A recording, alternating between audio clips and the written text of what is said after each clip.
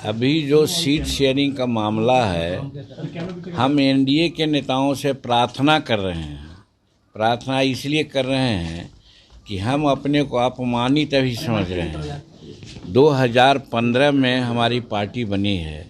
आज हम विधानसभा में 4 विधानसभा का सदस्य हैं, 1 विधान परिषद के सदस्य हैं, बिहार में मंत्री हैं। तो 2 जगह में हमको इतनी अपमानित होने पड़ी कि हम नहीं कर सकते हैं। और एक जगह है कि अभी मतदाता सूची का वितरण हो रहा था, तो हमारे लोगों को मतदाता सूची नहीं मिली, इसलिए कि हम मान्यता प्राप्त नहीं थे। बेइज्जती है कि नहीं, तो आप समझिए। दूसरी बार इलेक्शन कमेटी के लोग गए, कमीशन के लोग, इन लोगों ने सभी पॉलिटिकल पार्टियों को बुलाया, तो हमें नहीं बुलाया गया, इसलिए कि हम निबंधित पार्टी थे। तो ये अपमान का घूंट कितना दिन सह के रहेंगे। और जिसका एक विधायक नहीं है वो अपने को बड़ा समझता है, जिसको 1-2 विधायक है जो अपने को बड़ा समझ रहा है और क्या क्या मांगता है वो मैंने नहीं करना चाहता।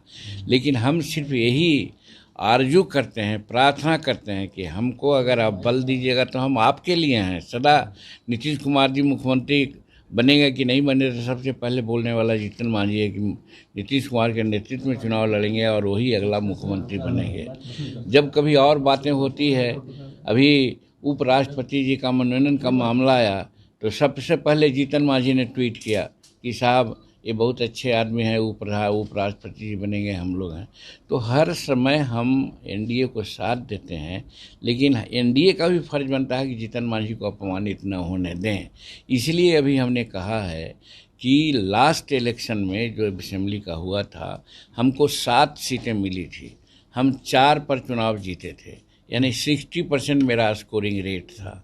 बहुत लोगों को तो 50, 40, 30% था।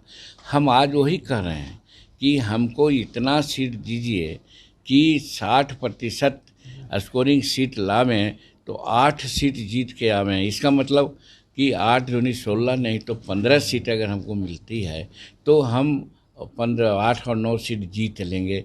हम हो सकता है कि पॉलिटिकल पार्टी के रूप में इमर्ज कर जाएंगे। यही तो मांग मेरी है। लेकिन 15 नहीं मिलता है तो क्या आप करेंगे? क्या आप अकेले उसमें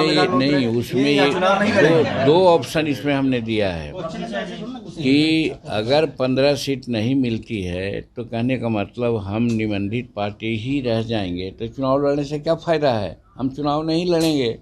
हम नरेंद्र मोदी जी के चहेते हैं, उनके चेला हैं।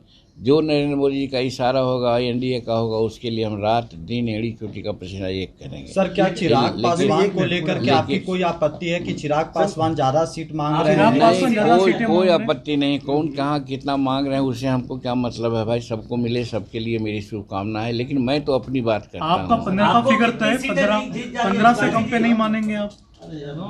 हम तो यार आग्रह कर रहे हैं, अनुरोध कर रहे हैं कि हमको जो आज अपमानित हो रहे हैं, हमको अपमानित होने से बचाइए। आपका हम छोटा परिवार हैं और छोटा परिवार बेइज्जती सहते रहे, ये बड़े परिवार को छोड़ने का काम है। ये सिर्फ अपनी बात को बता रहे हैं उनको। और इसी पर हमने कहा है कि अगर वो लोग ऐसा सोचते हैं, कोई कहता है 7, कोई कहता है 8, तो उससे अच्छा है कि हम चुनाव नहीं लड़ेंगे। प्रशांत किशोर आपके टच में है क्या? प्रशांत किशोर प्रशांत किशोर से हमारी कोई बात नहीं। सर, अगर कितनी सीटें ऑफर की है बीजेपी ने, कितनी सीटें दे रहे हैं कि आप अपमानित महसूस कर रहे हैं? अभी आप लोग एक ही बात को नहीं सुनते हैं, नहीं समझते हैं, तो बार बार क्वेश्चन मत पूछिए।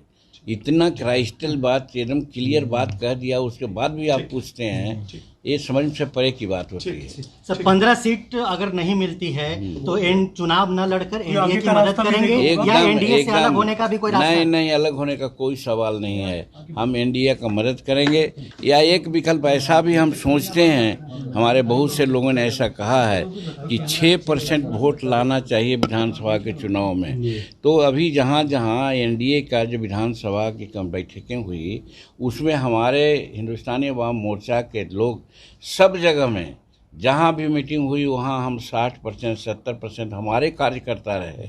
नेता जो रहे जदयू के और भाजपा के, वो नेता रहे, वो मंचासीन रहे, हमारे लोग नीचे रहे। और उस चीज़ को अगर देखते हैं तो हमारा